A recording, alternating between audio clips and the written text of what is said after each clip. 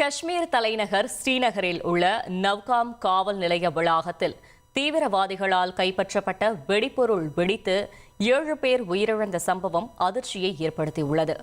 இந்த சம்பவத்தை அடுத்த அப்பகுதியில் பலத்த பாதுகாப்பு ஏற்பாடுகள் செய்யப்பட்டுள்ளது. கூடுதல் தகவல்களை செய்தியாளர் ரமேஷ்குமார் வழங்க கேட்கலாம். ரமேஷ்குமார், வணக்கம். இந்த சம்பவத்திற்கு பிறகு அப்பகுதியில் என்ன சூழல் நிலவுகிறது? முழு தகவலை சொல்லுங்க.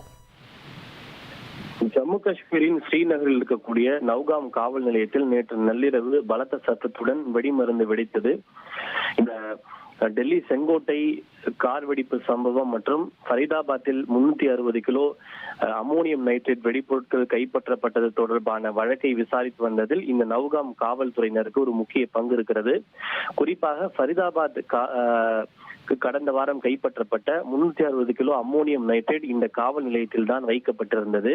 நேற்று இந்த அமோனியம் நைட்ரேட் வெடிப்பொருட்களை தடயவியல் துறையினர் மற்றும் காவல்துறையினர் ஆய்வு செய்த போது தவறுதலாக அந்த வெடிமருந்து வெடித்து ஒரு பலத்த சேதம் ஏற்பட்டிருக்கிறது.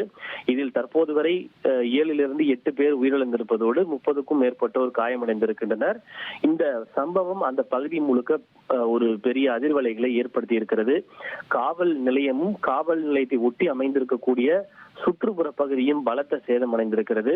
இந்த நிலையில் அந்த பகுதியில் தற்போது காவல்துறையினுடைய பாதுகாப்பு பலப்படுத்தப்பட்டிருக்கிறது.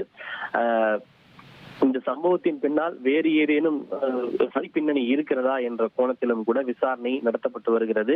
தற்போது வரை இது ஒரு தற்செயல் விபத்து என்று சொல்லப்பட்டிருந்தாலும் வேறு ஏதேனும் சதி பின்னணி இருக்கிறதா என்ற கோணத்தில் விசாரிக்கப்பட்டு வருகிறது. அந்த அடிப்படையில் தான் தற்போது காவல்துறையின் பாதுகாப்பு பலப்படுத்தப்பட்டு பாதுகாப்பு படையினர் ஒட்டுமொத்தமாக அந்த பகுதி முழுவதும் தங்களுடைய கட்டுப்பாட்டின் கீழ் கொண்டு வந்திருக்கின்றனர்.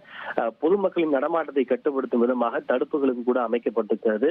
சற்று முன்னதாக அந்த பகுதியிலே ஜம்மு காஷ்மீரினுடைய டிஜிபி நளின் பிரபாத் அந்த முழுவதுமாக ஆய்வு செய்து சம்பவம் குறித்த தகவலை கேட்டு பெற்று அங்கிருந்து புறப்பட்டு சென்றிருக்கிறார். தகவல்களுக்கு நன்றி ரமேஷ்குமார்.